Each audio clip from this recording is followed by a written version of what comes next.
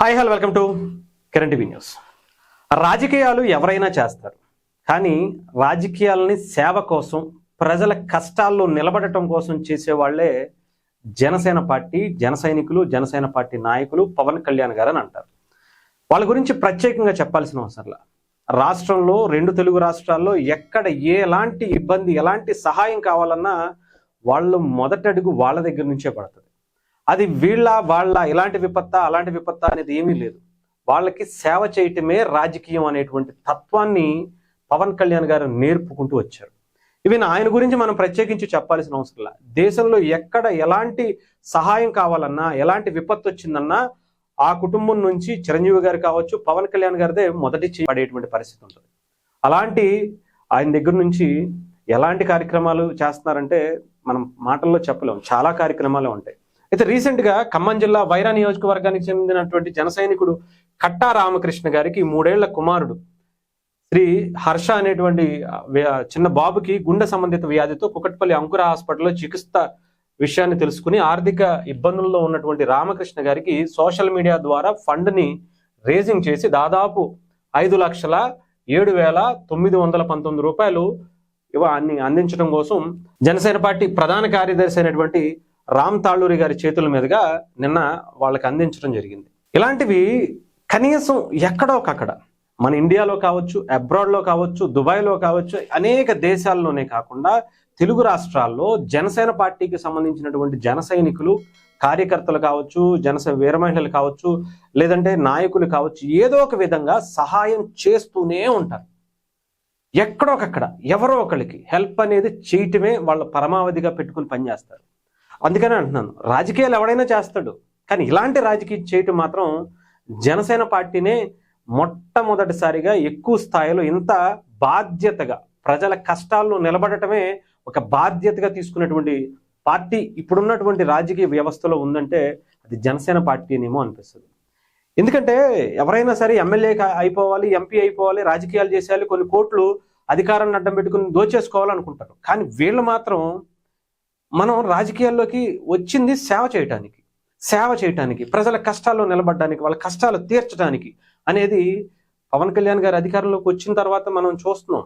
ఆయన రాకముందు కూడా చాలా వరకు కార్యక్రమాలు చేసుకుంటూ వచ్చారు. కౌలు రైతులకు కావచ్చు, అనేక మందికి సహాయ కార్యక్రమాలు కావచ్చు, ఎన్నో. అలాగే జనసేన పార్టీకి సంబంధించి ఆఖరికి మీరు చూస్తే ఉద్దానానికి సంబంధించినటువంటి ఇష్యూని రేజ్ చేయటమే కాకుండా అక్కడ ఒక శాశ్వత పరిష్కారానికి ఎంతో మంది డాక్టర్ల బృందాన్ని విదేశాల నుంచి కూడా తీసుకొచ్చి అక్కడికి ఆయన సొంత డబ్బులతో పంపించి ఒక రీసెర్చ్ చేసి కొన్ని ఆర్ఓ వాటర్ ప్లాంట్లను కూడా అక్కడ పెట్టడం జరిగింది. అసలు ఆ సమస్యని ప్రపంచానికి పరిచయం చేసింది కూడా ఆయననే చెప్పాలి. అంత గొప్ప ఆలోచన అప్పటి నుంచే మొదలయ్యాయి ఆయనకి. ఇంకా అలాంటి ఆయనకి సంబంధించినటువంటి వ్యక్తులు ఇలా ఉండక ఇంకెలా ఉంటారు చెప్పండి. అదే అంటారు కదా, యథా రాజా తదా ప్రజ అన్నట్టు ఎవరైతే ఏ నాయకుడైతే మన ఇంట్లో మన పిల్లలకి మనల్ని చూసే వాళ్ళు ఇమిటేట్ చేసుకుంటూ మనల్ని తండ్రిని చూసో, తల్లిని చూసో, బాబు కావచ్చు, పాప కావచ్చు, ఎవరైనా సరే మనల్ని చూసే మనం నడిచే నడక కావచ్చు, మనం మాట్లాడేటువంటి విధానం కావచ్చు, లేదంటే తినేటువంటి తిండి విధానం కావచ్చు, అన్నీ కూడా వాళ్ళు ఎలా అబ్జర్వ్ చేస్తారు.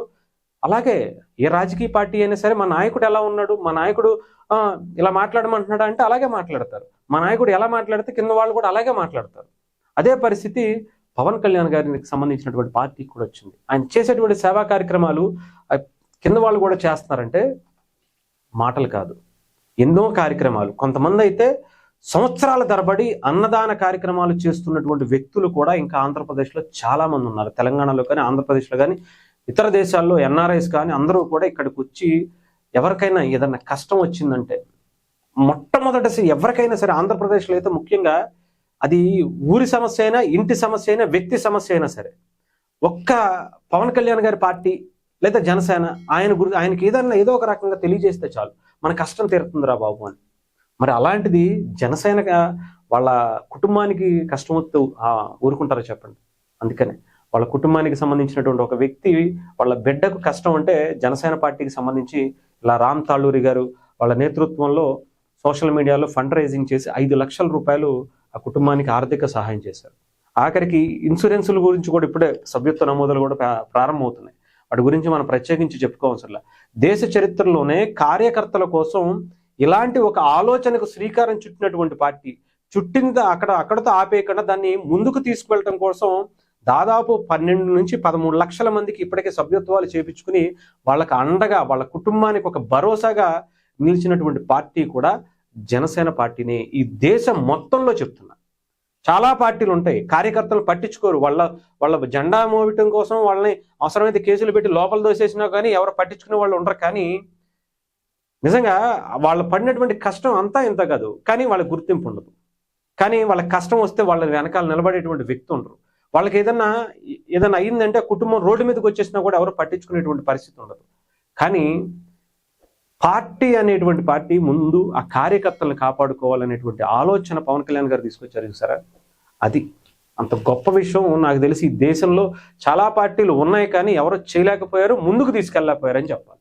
దాన్ని తీసుకువెళ్తున్నటువంటి పార్టీ, వాళ్ళకి అండగా నిలుస్తున్నటువంటి పార్టీ, అత్యధిక శాతం ఎక్కువ స్థాయిలో అలా డబ్బులు అంటే అలా ఎవరైతే ప్రమాదవశాత్తు చనిపోయినటువంటి వ్యక్తులకి డబ్బులు ఇచ్చినటువంటి పార్టీ కూడా, అంటే ఇన్సూరెన్స్ రూపంలో ఇచ్చినటువంటి పార్టీ కూడా జనసేన పార్టీని. సో డెఫినెట్గా ఇలాంటి కార్యక్రమాలు జనసేన నుంచి మనం ఎన్నో చూస్తాం, ప్రత్యేకించి చెప్పుకోవసరం లేదు. కాకపోతే ఇలా అండగా నిలవడం అనేది కూడా ఒక అందరికీ తెలియజేస్తే కాస్తో కూస్తో ఎవరికైనా సరే అలా చేయాలనిపిస్తే మీరు కూడా ఇన్స్పైర్ అయ్యి కొంతమందికి చేసేటువంటి అవకాశం ఉంటుందని చెప్తున్నారు.